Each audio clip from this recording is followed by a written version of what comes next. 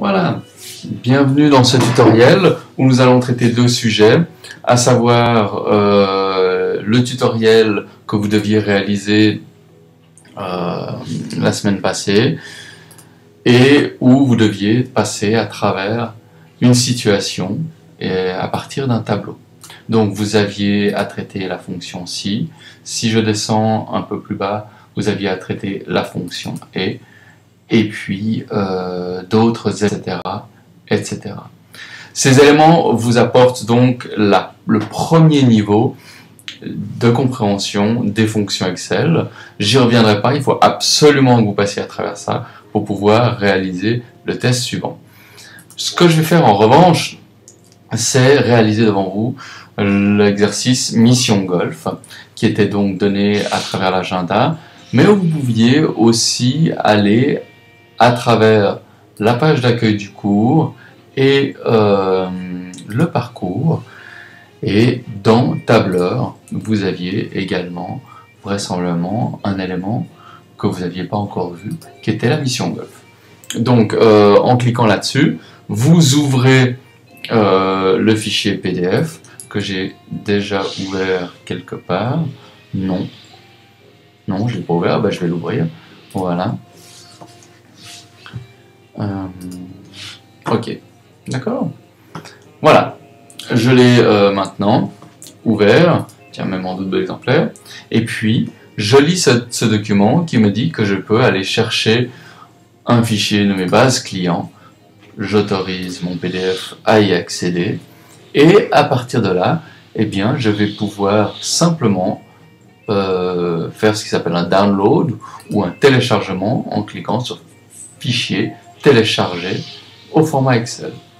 Donc ça, je l'ai fait au préalable, et voilà le fichier Excel que je possède. Donc je vais me le mettre en regard, donc j'organise mon bureau pour pouvoir avoir d'un côté mes données et de l'autre côté mon fichier Excel. Donc, premier élément, les clients devront être triés par leur nom, puis leur ancienneté. Alors vous avez là un affichage qui est le nouveau Excel, mais qui ne change pas grand-chose. Première chose, on sélectionne le tout, et à travers Données, Trier, eh bien, on dit je trie sur les valeurs d'abord de A à Z. Hein. Donc on va trier la colonne A par exemple, ensuite de A à Z, et puis on va ensuite trier la colonne C, puisque les années sont à colonne C, du plus petit au plus grand. D'accord?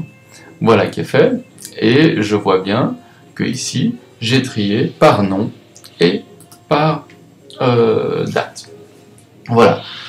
Ensuite, une fois le tri effectué, insérer une colonne précédant le nom des clients et indiquer le numéro du client. Donc ici, je vais cliquer sur la colonne, insertion, et je mets le numéro du client. Donc là, je peux sélectionner les deux premières cellules et descendre jusqu'à la fin du fichier, et automatiquement il y a une incrémentation. Incrémentation, ça veut dire que ça s'ajoute de 1 à 1 qui se fait. Voilà pour la toute première partie, la mise en place. Ensuite, il me dit, dans une deuxième feuille, calculer prix client, présenter un tableau avec le numéro client, etc. Ben, je vais simplement rajouter une feuille ici, que je vais renommer en double-cliquant dessus, calcul prix client, d'accord. Voilà, présenter un tableau avec le numéro de client, donc numéro client, nom, date d'entrée,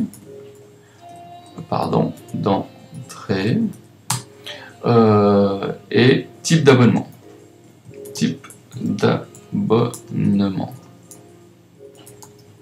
D'accord.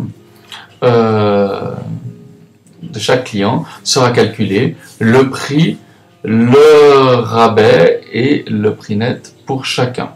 Voilà. Alors, ben là il me faut un petit moment de réflexion, donc je prends le temps de la réflexion et je reviens tout de suite. Voilà, nous reprenons donc le cours de ce tutoriel et puis on voit que ce que j'avais avant en colonne, je l'ai mis en ligne avec prix, rabais et prix net. Pour pouvoir éviter les erreurs, je vais simplement aller chercher les données qui sont là, numéro, d'accord, et après j'ai plus qu'à descendre, ça fera jusqu'à 83, pour pouvoir mettre les bons numéros. Quand on voit ici, tac, dès que j'arrive à 0, effectivement, ça ne sert plus à rien que j'avance. Donc ça, je peux éliminer. D'accord? Voilà. Ensuite, on me dit quoi? Le prix dépend du type d'abonnement. Donc, si j'ai ici une fee card, eh bien, je vais... alors, il me manque peut-être une colonne. Tac, je vais rajouter... Pardon. Fee card. Ici, je peux rajouter une colonne. Insertion. Hein, et type d'abonnement. Et ici, si je tire mon truc, voilà, j'ai mon type d'abonnement. Ce que je peux redescendre. Ok. Alors, le prix dépend de ça. Donc, c'est égal si ça égale, eh bien, on va dire fee card. Hein, fee card. J'oublie pas de mettre ça entre des guillemets. Eh bien, alors, j'aurai 1350. Sinon, si c'est pas le cas, ça pourrait être quoi? Ça pourrait être soit green fee, soit practice. Donc je recommence la condition. Si on a la cellule qui est égale à green fees, donc il ne faut pas que je fasse de faute d'orthographe, alors on a un autre prix qui va être 900 francs. D'accord? Si ce n'est pas le cas, alors ça ne peut être que un practice, d'accord, et donc ce sera practice. Je ferme ma parenthèse, on voit que maintenant je reviens à ma première condition et je vais mettre 999, comme ça si jamais il y a une erreur, eh bien je la reconnais, d'accord. Trop d'arguments sont là, eh bien oui, effectivement, puisque c'est 999, c'est pas vrai, je ne devais pas le mettre, voilà. Donc là, on voit 900 et je contrôle que effectivement c'est correct.